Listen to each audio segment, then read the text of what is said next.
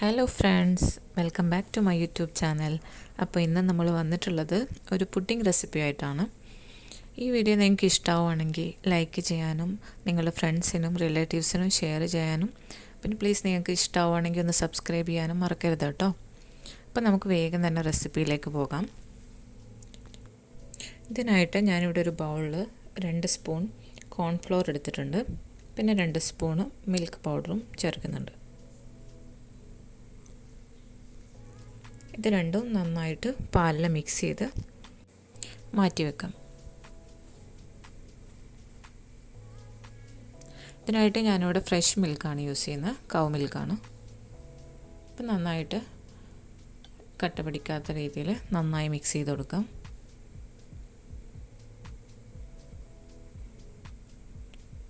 Normal തണുത്ത പാലാണ്, സാദാ മിൽക്ക്. ഇനി ഒരു പാത്രം അടുപ്പിൽ വെച്ച് അതിൽ കുറച്ച് ബട്ടർ ചേർത്ത് കൊടുക്കുന്നുണ്ട്. ബട്ടർ ഒന്ന് മെൽട്ടായി വരുമ്പോൾ നമുക്കിതിലേക്ക്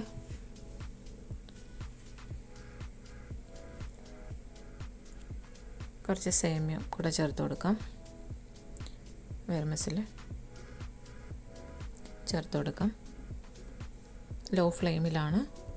കരിഞ്ഞു പോകുന്ന പേടിയുണ്ടെങ്കിൽ തൽക്കാലം നമുക്ക് ഫ്ലെയിം ഓഫ് ചെയ്ത് വെക്കാം. ഞാനിവിടെ ഫ്ലെയിം ഓഫ് ചെയ്തും ഓൺ ചെയ്താണ് ചെയ്യുന്നത്.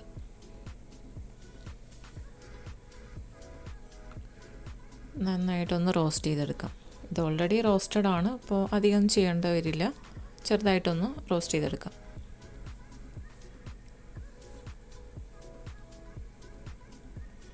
ഇനി അതിലേക്ക് ഫ്രഷ് മിൽക്ക് ചേർത്ത് കൊടുക്കാം.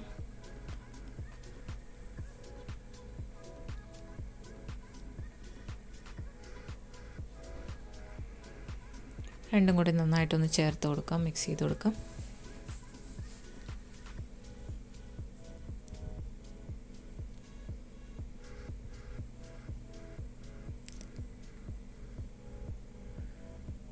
പാലൊന്ന് ചൂടായി വരുമ്പം അതിലേക്ക് ആവശ്യമായ ഷുഗർ ചേർത്ത് കൊടുക്കാം.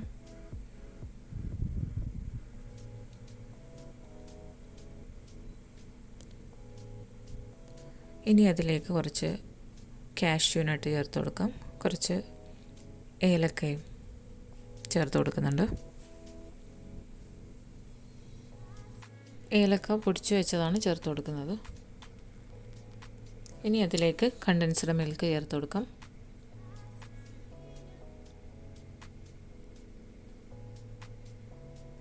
കണ്ടൻസ്ഡ് മിൽക്ക് ഞാൻ അധികം ചേർക്കുന്നില്ല, ഓൾറെഡി ഷുഗർ യൂസ് ചെയ്തതായതുകൊണ്ട് ആവശ്യത്തിനുള്ളത് മാത്രം. പിന്നെ അതിലേക്ക് നമ്മൾ നേരത്തെ മിക്സ് ചെയ്ത് വെച്ച കോൺഫ്ലോറും മിൽക്ക് പൗഡറും മിക്സില്ലേ അതും കൂടെ ചേർത്ത് കൊടുക്കുന്നുണ്ട്. ഇനി ലോ ഫ്ലെയിമിൽ നന്നായിട്ടൊന്ന് ചൂടാക്കിയെടുക്കാം. ഈ ഒരു തിക്ക് ഫോമിലേക്ക് വരുമ്പോൾ നമുക്ക് ഫ്ലെയിം ഓഫ് ചെയ്യാം. പിന്നെ കട്ട പിടിക്കാതെ ചെറുതായി കൈവച്ച് ഇളക്കി തണുപ്പിച്ചെടുക്കണം. ചൂടാറിയതിന് ശേഷം നമുക്കിതിലേക്ക് ആവശ്യമായ ടെൻഡർ കോക്കനട്ട് പൾപ്പും കൂടെ ചേർത്ത് കൊടുക്കാം. നിങ്ങളടുത്ത് ഒറിജിനൽ ഇളനീരുണ്ടെങ്കിൽ അത് യൂസ് ചെയ്യുന്നതായിരിക്കും ബെറ്റർ. എനിക്ക് പിന്നെ അത് കിട്ടാനും ഇല്ലാത്തതുകൊണ്ട് ഞാൻ ഇതാണ് യൂസ് ചെയ്യുന്നത്.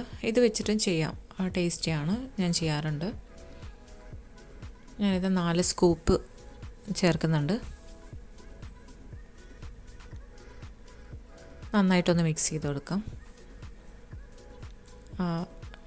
ഇളനീർ മിക്സ് എല്ലാ ഭാഗത്തും ചേരുന്നത് പോലെ നന്നായിട്ടൊന്ന് മിക്സ് ചെയ്ത് കൊടുക്കാം.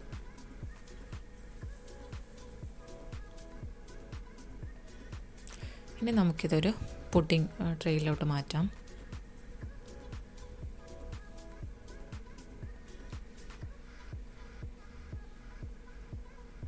ഇത് ആക്ച്വലി ഒരു 2 in 1 ഐറ്റമാണ്.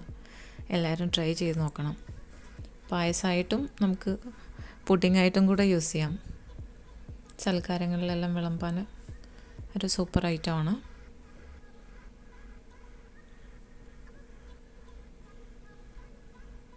പക്ഷേ നമ്മൾ ഈ ടെൻഡർ കോക്കനട്ട് മിക്സ് ചേർക്കുന്നതായതുകൊണ്ട് അതിൻ്റെ ആ ഒരു ഫ്ലേവറാണ് വരിക കൂടുതൽ. പിന്നെ ഞാനിത് ഗാർണിഷ് ചെയ്യാൻ വേണ്ടിയിട്ട് ആൽമണ്ട് സ്ലൈസ് ചേർത്ത് കൊടുക്കുന്നുണ്ട്.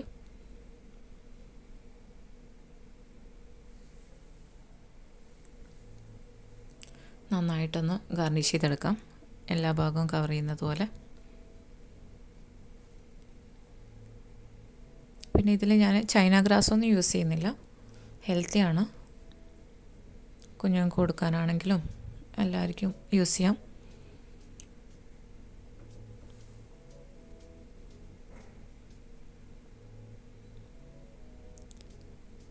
അപ്പോൾ ഇതിങ്ങനെ നന്നായി ഗാർണിഷ് ചെയ്തതിന് ശേഷം നമുക്കിത് ഫ്രിഡ്ജിലേക്ക് മാറ്റാം.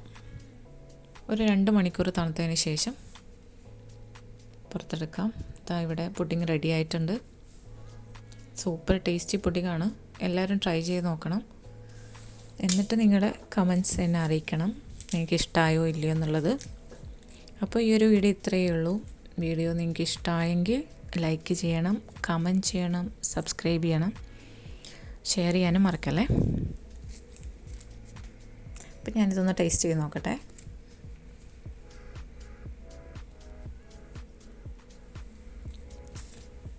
സൂപ്പറാണ് കേട്ടോ. മിസ് ചെയ്യാതെ എല്ലാവരും ചെയ്ത് നോക്കിയിട്ട് എന്നെ അറിയിക്കണം, കമൻസിൽ അറിയിക്കണം. ഓക്കെ, പിന്നെ അടുത്ത വീഡിയോ ആയിട്ട് കാണുന്നത് വരേക്കും ബൈ ബൈ, ടേക്ക് കെയർ.